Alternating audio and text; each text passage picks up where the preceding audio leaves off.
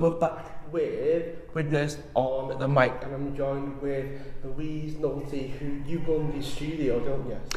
Yeah, I'm the studio project manager for Loose. So Loose is the charity that run the projects that we run out of the studio. So I was walking around and seeing what you guys have got going on. There's a big community element. There's a lot of sort of bringing people together. Was that something that you've always been passionate about? Yeah, essentially it's human nature, isn't it? You know, we might enjoy our time on our own, but actually ultimately we always want to be coming together to have a shared experience. And because this is a venue, there's always an option to do live performance of some kind, whether you're performing yourself or an audience member, or coming together as a community group to share something that you're passionate about. So we might do things from, you know, performing on stage, music or a theatre piece like we did the other night, or it could be gardening or litter picking. So it's like this is, you know, a place where people can come together, whatever interests they have, and often will mean that they go on to do something else, but always as a community kind of coming together element about everything we do, really. Is that something you've always done from a young age? Have you always done that sort of thing? I think I've always been involved in things. You know, I was always kind of into dance and gymnastics and things like that, so I always went to a lot of after school clubs. Didn't really do much outside of school, but then as I grew up I was involved in amateur dramatics, and then started to kind of get involved in Victoria Park environment team. So we run the Butterfly House when it's open, and the glass houses, and we used to run the woodland walk area and sort of look after that. So I've always kind of sought out something to do, because I just think, you know, why would we strive to do less in our lives? You know, a lot of people kind of strive to retire and do nothing. And I was thinking, why you want free time to do other things? And I'm sure that's what people really want when they retire, but you know, being active and being engaged in your community, whether that's you know, for the to make it better place, or whether it's just for your own enjoyment, I think I don't understand why you wouldn't really want to do that, because it makes your life more interesting. It also tires you out. So I do like to sleep well at night. So yeah, I think I've just kind of always had that, yeah, let's just do something. Can we do something? So I think I've probably brought that here as well. Have you always been quite creative then? Have you always had that sort of spark in yourself as well? Yeah, I mean, it's hard when you look back at yourself as a child. You go, oh yeah, see what that was about now. But I was more into gymnastics at first, then dance, but I was also into kind of arty stuff, although I never took art at school, which I do regret. I wish I had done, but you know, it's just one of those things you think, oh, that's not for me, I'm not one of the arty kids, but actually you kind of go, oh yeah, I can do that, even if I'm never going to be the best artist. You know, you kind of think that is something that I'm interested in, but I always liked projects. Projects was always my favourite thing, so especially if you had to make a scrapbook or some sort of project book, I was like all over that, sticking stuff down and all that kind of thing.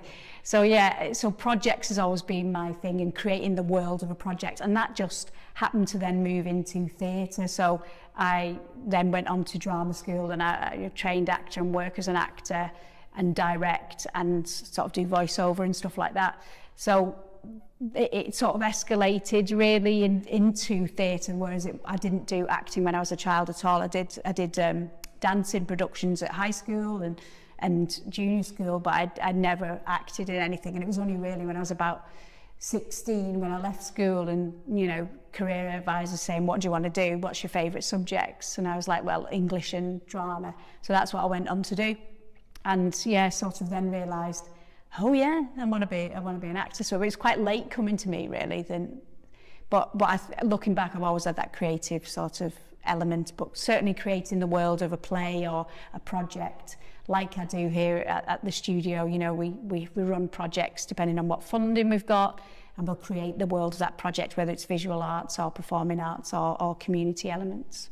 How long does the behind the scenes of the production, has that been something that caught your eye to start the studio? I guess. I don't. I think it's just sort of one of those things that you fall into, that you realise you can do it. You can run things. You can manage. You can plan a project. You can. You don't really. When I was training, it wasn't really any. You didn't really do that. There wasn't like, oh yeah, go and do project management or whatever. That didn't really exist. You did stage management, or you might do directing, but. In terms of creative arts projects, that wasn't really a thing, and I think I just fell into it because I started doing youth theatre, led a youth theatre in Warrington, and then the Halton one here, did a couple in Halton at the Brindley and Upton Community Centre and the Queen's Hall actually. And then when you get into that sort of facilitation role, you're then going, oh right, so we'll have to plan. So you plan ahead, and then you start going, oh well, we'll do this project, and then you plan a project. And then, obviously you're doing the directing side, but it's sort of transferable skills. You're planning things, you work backwards from the date you're doing it, you work out what budget you've got, and you work accordingly to the parameters of what you've got. And really, that's something I've kind of suddenly realised that I liked, I really do enjoy creating a world of project. So, I mean, if someone said, have you ever wanted to be a stage manager or anything like that, I'd be like, oh no, awful. I did stage manage a production for minimum wage once and managed to walk into the side of the theatre and smash a bottle of red sauce. So not ideal, not my bag. That was the last time I did it. So I'm much happier on stage or directing what's going on stage rather than sort of doing the technical or the, stage management of it. So what are some of the more unusual projects or worlds that you've had the chance to work on? I think here, one of the things we've done here is we sort of evolved a piece called Metronomes, which was a project based on local original music. So we asked, I think the first one was about 4 years ago, so we asked some local artists if they'd mind us working on their songs, and that included the choir singing them. It included a sort of band that we created working on the songs, so maybe doing a different style, different version of it. But then we also did some improvisation and some dance based on the lyrics of the songs and stuff like that. And Metronomes was one of the songs, one of Greg Oldfield's songs that we had in the first one. So then the name stuck, we called it Metronomes from then on, because really it was a new project that we're going, what is this? And we're going, we don't know. So let's just call it Metronomes. Yeah, right then. And then we did one the year after with the Catalyst Museum when they had the what do they call it? It's like the anniversary of the moon landings. Right, yeah. So that was not last year, the year before. And Jade French, who was there at the time, asked us to get involved in it. So we worked with a dance groups, adults with learning disabilities did a dance piece with us. And the writing group here wrote some pieces, and a music improvisation group sprung up, and we also created a theme, a soundtrack sort of thing to a film. So there was loads of different things going on there, and that was done at the Catalyst. And then of course COVID last year, so we didn't do one then, although we sort of looked back at what we'd done, and then as soon as we got the opportunity to do it, again we've done it this year, Metronomes 3. And we did it based on the songs that have appeared on Loose Community Records Flight compilation that we've been releasing over the last few months. I think it's 6 months, so we had one compilation every month, and we picked tracks from that, and we had some of them live on stage, some of them by the choir, some of them by the jam group. The writing group got involved, the actors group got involved, the GLOW group got involved, which is the LGBTQ plus group, the youth group. They did some artwork for us, some panel artwork, and made some lovely wings that we used in the production. And writers group, who else? And the art hub, so the arts group that was here on a Monday, they created some art that we projected in the background. So it was really, I suppose you would call it like a showcase of a lot of the groups sort of coming together. But instead of just, one by one getting up and going, I've done this piece of work, and everyone going, oh, lovely. We kind of put it all together as one piece, which is lovely and unique. And, it allows me to kind of do that directing and creating the world. So it's almost like, for the people involved in it, which is, up to about 50 people every time, you kind of go, oh, we've been part of something quite unique that, it'd never be the same again because it's always based on different songs. But yeah, so that's probably the most unusual in a way, and the most kind of rewarding. And it's often one of the things when people say, what have you enjoyed at the studio? They'll often say Metronomes project. I think it is that unique thing, and it's very close to people in the borough because it's coming directly from the talented singer-songwriters and bands that we have here. I like how it brings all of the different elements together. Like, it isn't just one thing. You come up with a way of how do we create something that includes everybody. Is an element of inclusion with the different projects that you pick? I think so, yeah. I think it's something that I've always done, even with different jobs. If I've been running creative arts projects for, say, a charity, but I've also been running it for another art company, whatever, I often sort of bring things together because, you know, everybody wants the same thing, essentially. We want to enjoy it, want to create something quality, memorable. And sometimes you have to share the resources because, you know, money's tight or whatever. And, you know, building it, bringing people together just gives that unique experience. So I think it's just something that I've kind of just naturally done. And yeah, it seems that Metronomes has become a sort of official way of doing that while we're here, yeah. But it does seem to work, even though you kind of go, everyone's just sort of going, I've no idea what he's doing, but let's see what happens. And they always like it in the end. There's a little bit of poetry, a little bit of monologue, a bit of live music, and just moves from one thing to another. Lovely artwork in the background, gorgeous. I love that. I've got no idea what's going on. Yeah, they just go, okay, Louise, we'll see what, you know, whatever, we trust you. No, it's good. So do you have any things in the pipeline? Because you seem like the kind of person that is sort of loads of ideas all the time. Yeah, I mean, for here, we've just finished our Reaching Communities 3-year funding. So it is going to be different. We're not going to be able to give as many hours in the week to creative projects as we had done before. We've got some things that are carrying on, like the Glow group carries on. We've got a little project called See Me, Hear Me, which is for young people to create events themselves, events that they would like to provide for their friends. So that's starting, and one of the things we're doing with them is a prom for young people that have missed out on the prom. So that's nice. So there's 4 little projects happening under that banner. We've got some kids' walks that we're still carrying on with. That's funded by the police, Cheshire Police. So there's lots of little things that are going on. And of course, the place is still hired 4 days a week, 3 nights a week. And we just kind of worked our stuff into there. But, you know, we're going to carry on with a little bit of choir and a little bit of writing group because a few people have come to us saying, oh, can you do this project? So, again, we're working with other people to try and carry on while we're looking for the other sort of bigger funding. But in terms of me, I'm kind of looking at producing some more theatre and hopefully being based here.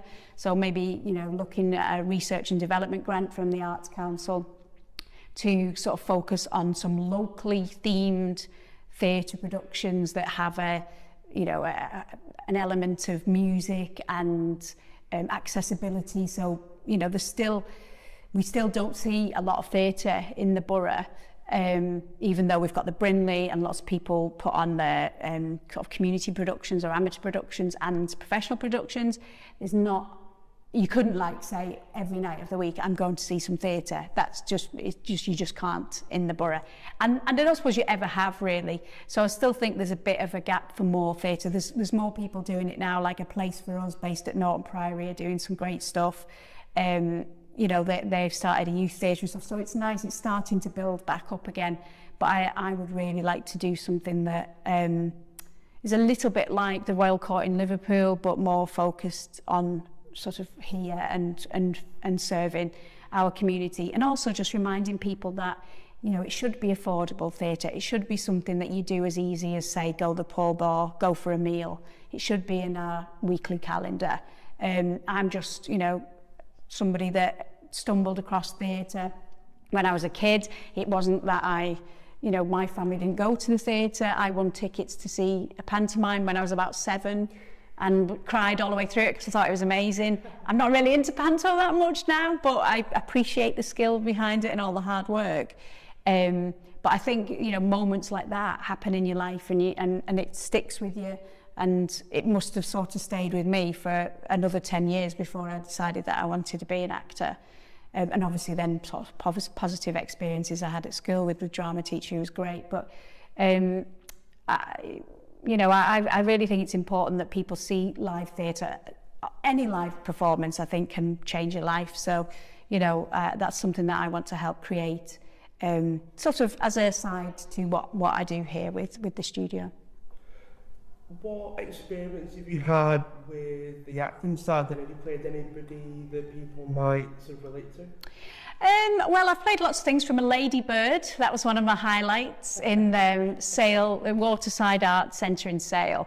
A couple of Christmases ago, played Ladybird in James and the Giant Peach, which is one of my favourite pieces. It was brilliant. Doing a Christmas show, kids' Christmas show was great. You know, it's lovely sort of feeling. And you get home by 9 o'clock as well, so it's great. This is great. Yeah, it's lovely. And I had a fabulous costume for that and I had to do a silly voice and dance and sing and stuff, so that was ace. And then one of my other kind of favourite things was playing DC Meaden in Emmerdale, which is a police officer that can go back. So the chances are, you never know, that the agent could phone and just say, we've got another few episodes for you. Like, oh. But I've done bits of telly, not much. I'd done like 3 or 4 things before then in like 25 years. But when I kind of wasn't sure when I did it because I really, really love theatre. So I was like, will I enjoy it? I might not like the atmosphere. I was like, oh, I love it. I was just, give me more. I'm obsessed. I mean, I love telly anyway. I love watching telly, but, you know, I'd love to be in something like Vera or something like that. I'd be like a bit of murder mystery stuff. But I loved working on Emmerdale. It's such a lovely, lovely team, so welcoming, lovely people working on it. And people think you're making it up, really, but I absolutely adored it. So I'd love to go back. But I do a lot of voiceover now and stuff like that. So I'm still doing some stuff. So yeah, you just never know. It's one of those professions where they could just ring you. Now, could be ringing now, and phone's on silent. What makes you like Widnes so much then? What's the real attraction for you? Well, I think you shouldn't have to move away from your own hometown. I was born here. I was born in Lancaster Road, and I've moved 2 streets away. I've lived out of the area for a year. When I was at drama school, the rest of the time I commuted, you know, back and to Manchester, which I enjoy telling people. I used to do this every day because I was obsessed with it. But I don't see why you can't have the things that you need in life in the town that you're in the borough you're in. And I feel safe here. I feel comfortable here. There's loads of creative and wonderful people here.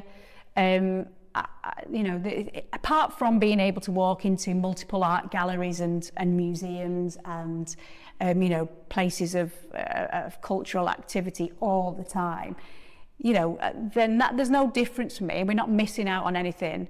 We've got beautiful parks. We've got places like the studio. Other cultural places, especially now with Culture HQ because we've been Borough of Culture this year. We can make it happen. There's no point in thinking, oh, well, we haven't got it round here, or we're not good enough round here. We have to go to the city, to Liverpool and Manchester all the time. No, we don't. We can have it here. You just have to maybe create it yourself, that's all. But there's a brilliant community out there. There's loads of people that I'm involved with, from Victoria Park to Fortuna Female Society, the Hygiene Bank. Loads of people that come here. I've kind of got everything I need in my life, and I'm just prepared to put a bit of effort in, I guess, to create the things that I want to do as well. Well, it's great to have you as part of the YouTube channel. It's great to chat and get to know you a lot more. How can people get in touch with yourself and also get involved with the studio? Well, I do my little social medias, obviously. It's either, my acting name is Louise McNulty, just because nobody seemed to be able to say nulty, just like going naughty, nulty, not what are you saying? I was like, well, so I've added the Mac, but presumably they did. Family moved over from Ireland and dropped the Mac anyway, so I feel like I'm going back to my heritage. So it's Louise McNulty, and I also do a character called Maureen Common, which is based on the More in Common movement, which came from the Joe Cox Foundation. We did a lot of events around that, the great get-togethers and stuff, and I'm still involved with people, with Laura Bevan, and we do lots of events linked to the Joe Cox Foundation. And this More in Common kind of character came about, so I've created some videos, so I'm in the middle of posting some of those, so that's a little character that you might enjoy. I know I do. So yeah, social media that way, it's just Twitter and Instagram that I'm on, don't do Facebook. And here, obviously, you'll find me here as well at the studio, so the studio, we've got a website, thestudiowidnes.org.uk, and again, social media, Facebook, Instagram, and Twitter. Awesome. Well, those that are tuning in, those that are on the YouTube channel, I'll put links to everything in the description for the show, so you can check out the studio, check out Louise and all the things she's got going on. And if you enjoyed it, subscribe to the show so you don't miss any of our future interviews or features of it. We've got loads of stuff on YouTube as well, so it's the Studio Loose.